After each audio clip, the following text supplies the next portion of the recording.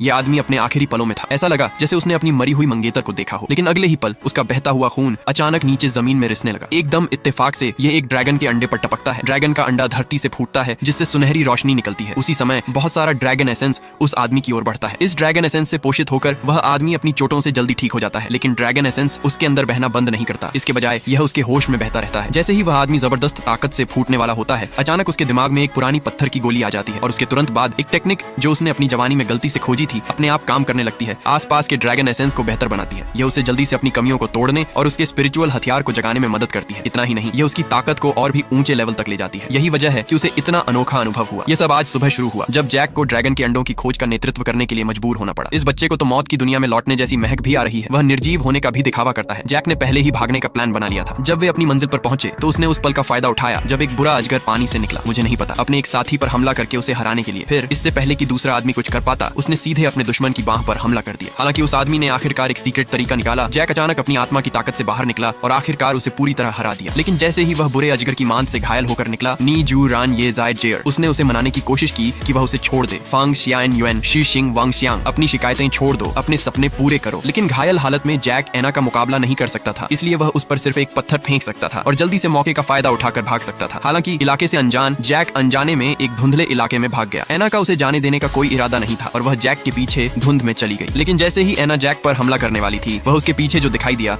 उसे देखकर चौंक गई। यह देखकर एना मुस्कुराई और धीरे से पीछे हट गई। शायद तुम्हें कोई बेहतर आइडिया हो। जैक अभी भी हैरान था कि एना क्यों भाग गई, लेकिन जब वह मुड़ा तो वह डर के मारे जम गया। Oh shit! टी-रेक्स ने तुरंत उसे दर्जनों मीटर दूर उड़ा दिया। किस्मत से टी-रेक्स बहुत तेज नहीं था, इसलिए जैक छिपने की जगह ढूंढने में कामयाब रहा। लेकिन तभी एक यूनिकॉर्न दिखाई दिया। शायद तुम्हें कोई बेहतर आइडिया हो। जैक अभी भी हैरान था कि एना क्यों भाग गई, लेकिन जब वह मुड़ा तो वह डर के मारे जम गया। Oh shit! टी-रेक्स ने तुरंत उसे दर्जनों मीटर दूर उड़ा दिया। किस्मत से टी-रेक्स बहुत तेज नहीं था, इसलिए जैक छिपने की जगह ढूंढने में कामयाब रहा। लेकिन तभी एक यूनिकॉर्न दिखाई दिया।